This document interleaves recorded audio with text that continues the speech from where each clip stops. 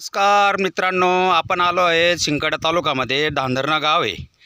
त्या शेतामध्ये मिरचीचं रोप आहे बघा। कमीत कमी 1 बिघाभर मिरचीचं रोप टाकलेलं आहे। ज्या शेतकऱ्यांना मिरचीचं रोप पाहिजे त्यांनी या नंबरवर त्यांच्या आपण जे शेतकरी आहेत मालक त्यांच्याशी संपर्क साधणार आहेत। नमस्कार दादा। नमस्कार नमस्कर। आपलं नाव काय? रामकृष्ण पाटील। रामकृष्ण पाटील। धांधरणा गाव आहे आपलं, शिंदखेडा तालुका। असं आहे का? पुणे जिल्हा। आपला मोबाईल नंबर 9552781271। हे मिरचीचं रोप तुम्ही प्रत्येक वर्षी टाकतात का? हां, दर वर्षाप्रमाणे आमचं काहीतरी बिघाभर राहतं। असं आहे का?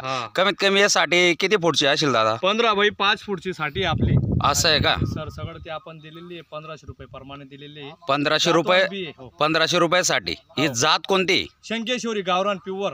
असं आहे का? आम्ही 15 वर्षापासून आमच्या शेतात लागवड करतो आणि ती हमीने पिकते। हमीने पिकत असते। हां, मागे आम्ही 2 एकरावर कापसामध्ये आंतरपीक म्हणून लावली होती ती। बरोबर। एक कापूस एक मिरची। तर आम्हाला जवळजवळ 2 एकरामध्ये ती 4.5 लाखाची आलेली आहे। बऱ्याच शेतकऱ्यांनी भेटी दिल्या होत्या मागच्या वर्षी। असं आहे का? तर सदर उत्पन्न चांगलं आहे। आता आम्ही जवळजवळ बिघाभर रोप टाकलेलं आहे। याच्यामध्ये अर्ध आपलं बुकिंग झालेलं आहे। पण असे काही शेतकरी आहेत की त्यांना जातवान शंकेश्वरी लागणार असेल तर त्यांनी माझ्या नंबरवर कॉन्टॅक्ट करून त्यांना आम्ही रोप उपलब्ध करून देऊ शकतो। हां, ठीक आहे। पुन्हा अजून तुमचा मोबाईल नंबर सांगा।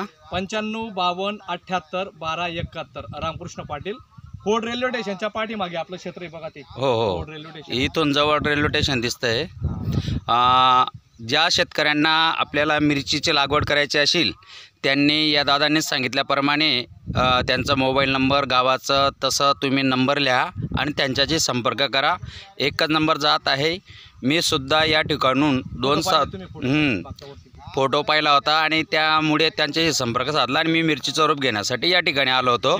हां, हे मिरचीचं रोप घेतलं तरी आपण बी त्याच भावात घेतलं आहे। जरी ज्यांना लागणार असेल त्यांनी त्यांच्याकडे संपर्क साधावे। नमस्कार।